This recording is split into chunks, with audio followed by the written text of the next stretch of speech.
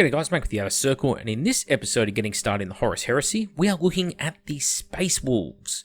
Now the Space Wolves are an interesting one, because this is the first time we're going to try and modify some of the basic infantry in this box. That, of course, comes later. First thing, we're going to assume you have the box. You have 40 Power Armoured Space Marines, a Contempted Dreadnought, 2 characters, a Spartan, and 10 Terminators. You're going to need rules, and of course, the Liber Astartes, the Loyalist book, is the one for you. This will contain all the rules for your Space Wolves in order to play them either as Loyalists or Traitors. The book does both, in this instance, leaning you towards Loyalists. Also, they have a pretty damn good, transfer sheet, and I think it's worth looking into if you're going to collect this Legion, getting a transfer sheet. In fact, I think every Legion, you should get the transfer sheet. Even if you're no good with them, you're only going to learn how to get good with them by using it. So, upgrading. First point of call, Space Wolves upgrade pack. The axe or the sword, either one of them, straight away, cut off the hand on this guy, swap that right hand out, and turn it into one of those two weapons. Of course, you've got the option of the Space Wolves themed backpack. Highly recommend it. And you get a choice of different Space Wolf shoulders, which you could actually scatter throughout the force. This is one of the rare instances where pretty much the entire 40k upgrade pack is usable and useful to you if you want to include it throughout your force. The symbols could actually be used to cover up the belt buckle of the miniature, the twin wolf's head or the crossed paws wolf head. Both of those can be used. Of course, the backpack on the back of the model, any of the shoulder pads. Don't have to use them, but hey, they're there. They might be nice. The next option is buying Grey Hunters. Now, the kit has been out for a long time. That means you don't have to go and buy a box of these guys. What you can do is go online and find parts for these guys. There are everywhere out there.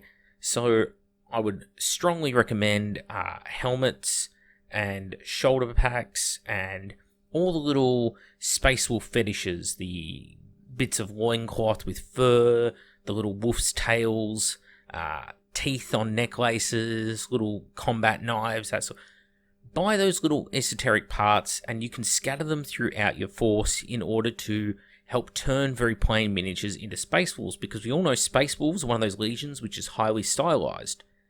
They aren't Imperial Fists, they aren't wearing the out-of-the-box armor. Therefore, these are the kind of miniatures you want. You want to be replacing, a Squad Sergeant's helmet, for example, with this Runic Mark 6 helmet instead. Or maybe you want to use one of these combat shields, or some of these weapons. The backpack banner in place of Vexilia.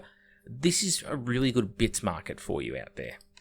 It's very easy to acquire these parts online, so I recommend it as a way of adding some style to the force. Also a good one, Fenrisian Wolves. Again, very easy to get a hold of, just singular wolves online. I think $5 I got one for on eBay once, including postage, so easily done. Now, let's move on to Forge World. This is where things get a bit weird, because there's a lot of different HQ choices and consoles available to you. And the default people are going to go to needing a Cataphractii character is the Space Wolves Legion Praetor. Of course, I'm well aware the model is hideous. So, maybe instead of going down this route, you could look at something like the White Scars Cataphractii Praetor. Because if you choose not to glue the White Scars Dow Glaive combo weapon onto the back of him, which is easy enough, you don't have to include that part on the miniature, comes separate. If you remove the Hawk, then you no longer have a White Scar, you essentially have a Space Wolf. There's only a couple little symbols on it, there's none on the shoulder pads, very, very easy to convert, already comes with the fur, the little top knots there are fine for Space Wolves. Highly recommend this miniature in place of, this miniature. Now, another good option for you, of course, is to upgrade your basic troops that you get in the box set with the Grey Slayers upgrade pack from Forge World. And of course, there's also the option of the Slayers pack too. Now, these units have been changed slightly in the new rules, so you no longer have just Grey Slayers, But, well, retains its own name, the old name, we're going to go with that for the moment. Complete with upside down bolt pistols. I know they still haven't fixed it after all these years. I apologise, out of my control.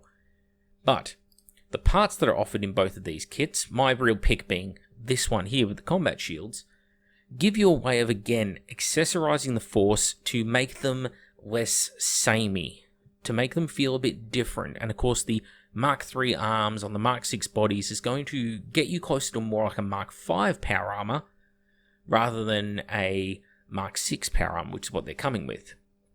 Even if you don't choose to utilise a whole squad kitted out as Grey Slayers, you could take some of the weapons and war gear, the leather masks, that kind of thing, they're included in this box.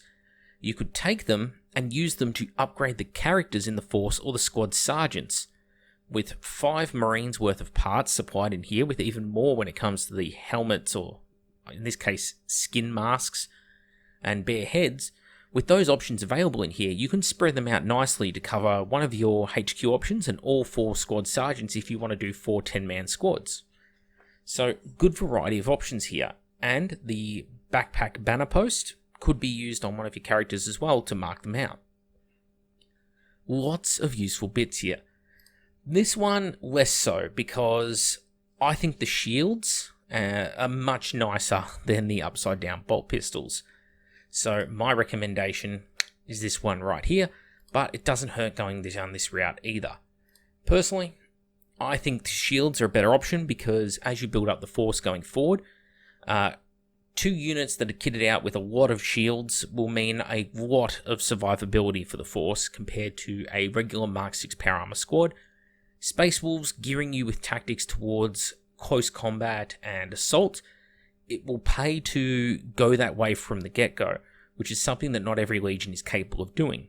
So that's basically it for my recommendations on Space Wolves. I still think the best option for you is this. Even buying direct the whole thing from Games Workshop, it is a cheap package. And again, you could buy multiple of it, buy 2 of it, put 2 backpacks on your 2 HQ choices. Just those backpacks alone. Nothing doesn't look Mark VI about them, really, because the wolf's heads are stylized nacelles. The weapons, much better looking than the weird 3-foot tall sword this guy has. 9-foot tall sword, I don't know. It's better. Bare head, helmeted head with the wolf snout. You could use the wolf snout helmeted head, put it onto this guy here, and really start to turn him into something like a chaplain, for example. Or in this case, it would be a wolf priest.